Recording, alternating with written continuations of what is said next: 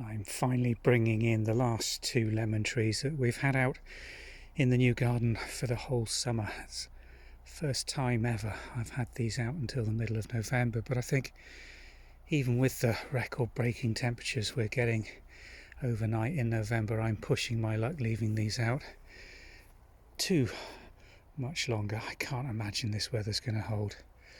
But as autumns go, considering we had such a terrible drought over summer, the leaves on the beeches have really been spectacular this year, and the lemon crop isn't half bad. Just look at this one, nice small lemon there, some ripening fruit at the end of this branch, not looking too healthy with the leaf drop that's got.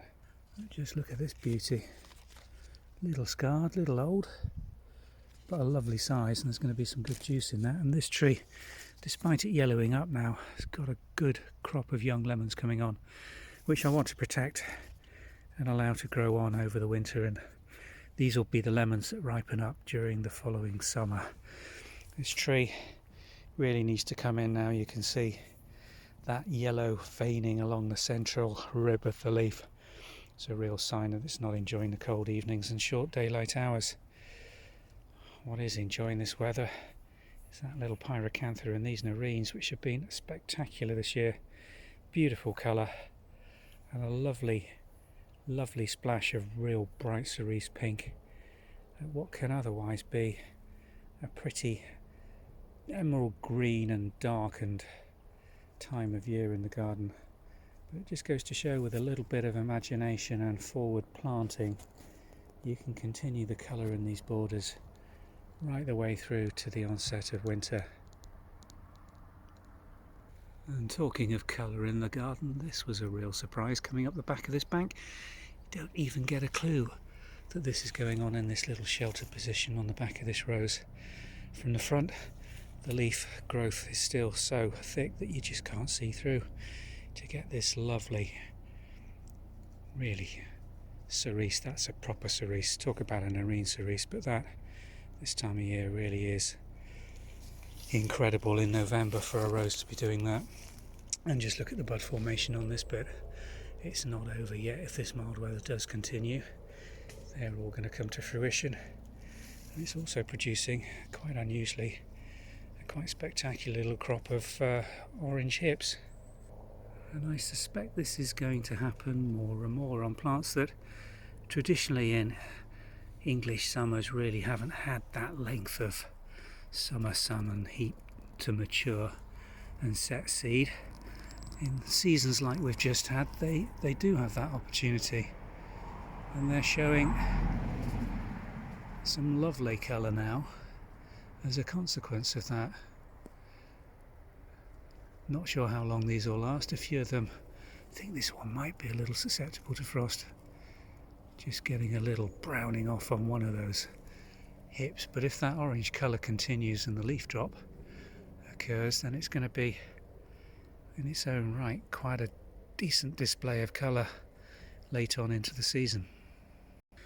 It's quite strange that you come into other parts of the garden and they're looking, well, like a traditional November.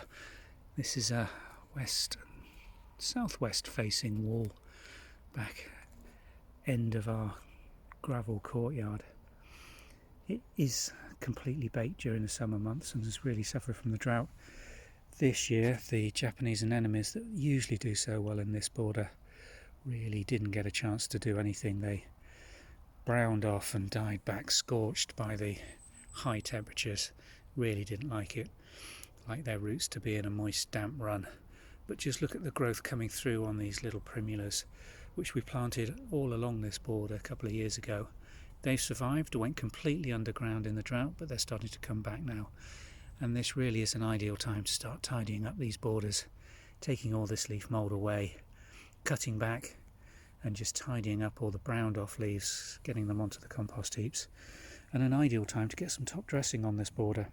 I'm going to use the mushroom compost I've been constantly raving about over the summer on this border. We've got some lovely fresh growth. Just look at these plants. They are going to be spectacular next spring.